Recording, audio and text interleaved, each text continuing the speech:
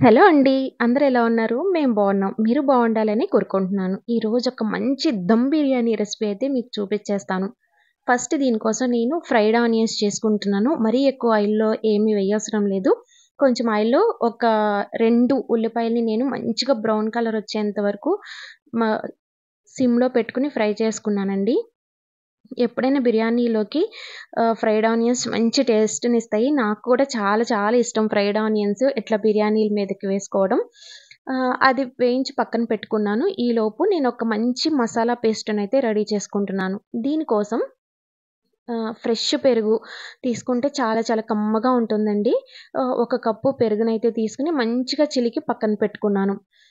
కొంచెం పులుపు ఉన్నా పర్వాలేదు కానీ ఫ్రెష్‌దైతే ఇంకా బావుంటుంది. అలాగే దీనిలోకి ఒక పావు టీ స్పూను పసుపు, ధనియాల పొడి, గరం మసాలా, కారం, ఉప్పు, ఒక 4 లవంగాలు, 2 ఇలాచీ, ఒక అరంగుళం నుంచి కొంచెం ఎక్కువగా ఉండే దాల్చిన చెక్క, అలాగే ఇందులోకి ఇంకా ఒక టేబుల్ స్పూన్నర అల్లం వెల్లుల్లి పేస్ట్ వేసుకోండి. మనం తీసుకున్న క్వాంటిటీని బట్టి అల్లం పేస్ట్ అనేది వేసుకోవాలి.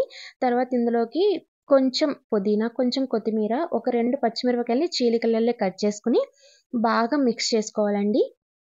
మనం వేసుకున్న ఈ మసాలాలు అన్నీ కూడా పెరుగులోకి బాగా మిక్స్ అయ్యేలాగా చక్కగా కలిపి పక్కన పెట్టుకోండి. దీనిలోకి మనం ముందుగా కడిగి పెట్టుకున్న మటన్ ముక్కలనైతే వేసేసుకోవాలి. ఈ మటన్ ముక్కలకి ఈ మసాలా అంతా బాగా పట్టేలాగా చక్కగా ఆహ్, దీన్ని మనం మిక్స్ చేసుకోవాలనమాట. మటను అండ్ మసాలా బాగా మిక్స్ అయ్యేలాగా మిక్స్ చేసుకొని వీటిని ఆహ్, ఈ మ ఈ మటన్‌ని మనం ఒక 1 అవర్ పాటు ఫ్రిడ్జ్‌లో, డీప్ ఫ్రిడ్జ్‌లో కాదండి, నార్మల్ ఫ్రిడ్జ్‌లో ఒక 1 అవర్ పాటు ఉంచండి.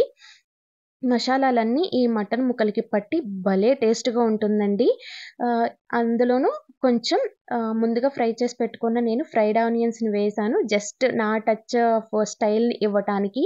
ఇట్లా వేసుకోవటం వల్ల ఇంకా కొంచెం ఫ్లేవర్ అయితే యాడ్ అవుతుంది. దీన్ని తీసుకెళ్ళి నేను ఫ్రిడ్జ్‌లో పెట్టేసుకున్నాను.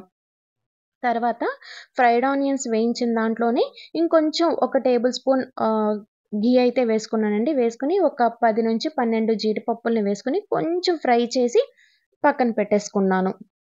ఇప్పుడు ఇందులోకి ఇంకొంచెం నెయ్యయితే వేసుకున్నాను. మీకు కావాలంటే వేసుకోండి. లేకపోతే అవసరం లేదు. కాపోతే కొంచెం నెయ్యెక్కువుంటే ఫ్లేవరయితే చాలా బావుంటుంది.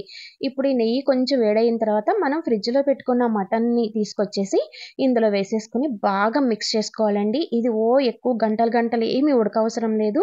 మంచిగా మనం అన్నీ వేసేసాం కాబట్టి ఇందులో దాన్నలా ఉడకటానికి పక్కన పెట్టేసుకోండి. నేను తర్వాత దీన్ని వెనక స్టవ్ మీదకి షిఫ్ట్ చేసుకొని ఇంకొక స్టవ్ మీద ఒక గిన్నె పెట్టుకొని దానిలో ఒక 1 ½ లీటర్ వరకు వాటర్ యాడ్ చేసుకున్నాను. ఇప్పుడు ఇందులో నేను బిర్యానీకి సంబంధించిన మషాలాలన్నీ అంటే దాల్చిన చెక్క, లవంగాయి, బిర్యానీ ఆకు, జాజికాయ, జాపత్రి, నల్ల లవంగాయలు అన్నీ వేసుకున్నానండి. అలాగే ఇందులోకి రుచికి సరిపడా ఉప్పు. రుచే కాదండి, ఇంకొక టేబుల్ స్పూన్ ఎక్స్‌ట్రానే ఉప్పు వేసుకోవాలి. ఎందుకంటే ఇందులో మనం రైస్‌ని ఉడకపెడతాము.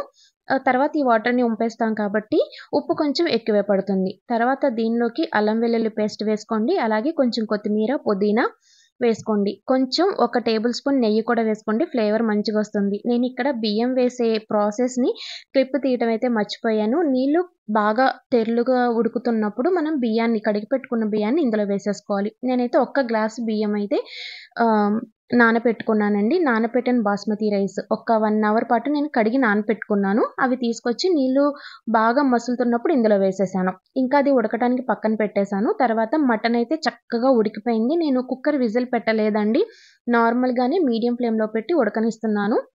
ఇక్కడ మధ్య మధ్యలో అప్పుడప్పుడు రైస్‌ని చూసుకుంటూ ఉండండి. ఇది మనకి మెత్తగా ఉడకాల్సిన అవసరం లేదు. ఒక 60-70% ఉడికితే సరిపోతుంది. ఇదిగో బియ్యం ఇట్లా జస్ట్ అట్లా ఇరుగుతుంది అనుకున్నప్పుడు ఈ వాటర్‌నంతా డ్రైన్ చేసేయండి. ఈ రైస్‌నంతా పక్కన పెట్టేసుకోండి. ఒక జల్లెడ గిన్నెలో తీసుకుంటే మరీ మంచిది. వాటర్ అంతా డ్రైన్ అయిపోతాయి. మనకి చాలా హ్యాపీగా ఉంటుంది నెక్స్ట్ ప్రాసెస్‌కి. అలా నేను రైస్‌నంతా డా బెజ్జాల గిన్నెలో వేసేసి పక్కన పెట్టుకున్నాను. తర్వాత ఒక వెడల్పాటి మందంగా ఉండే గిన్నె తీసుకున్నానండి. దీనిలోకి ఫస్ట్ అయితే ఒక 70% ఉడికిన మటన్‌ని తీసుకొని ఇందులో వేసుకున్నాను ఫస్ట్. వేసిన తర్వాత ఆల్రెడీ ఉడకపెట్టుకున్న రైస్ ఉంది కదా! దీన్ని కూడా ఒక లేయర్‌గా యేసుకొని పైనుంచి పుదీనా, కొత్తిమీర, ఫ్రైడ్ ఆనియన్స్, అక్కడక్కడ జీడిపప్పులు, నేను పాలల్లో నానపెట్టుకున్న ఆహ్, అదేంటిది మర్చిపోయానండి, సారీ. కుంకుమ పువ్వుని పాలల్లో నానపెట్టుకొని ఉంచుకున్నాను. కొంచెం కలర్ కోసం మంచి కలర్ వస్తుంది కాబట్టి. తర్వాత ఆ వాటర్‌ని కూడా అలా పైన వేసి మళ్ళీ నెక్స్ట్ ప్రాసెస్ మళ్ళీ కర్రీ, రైస్, పుదీనా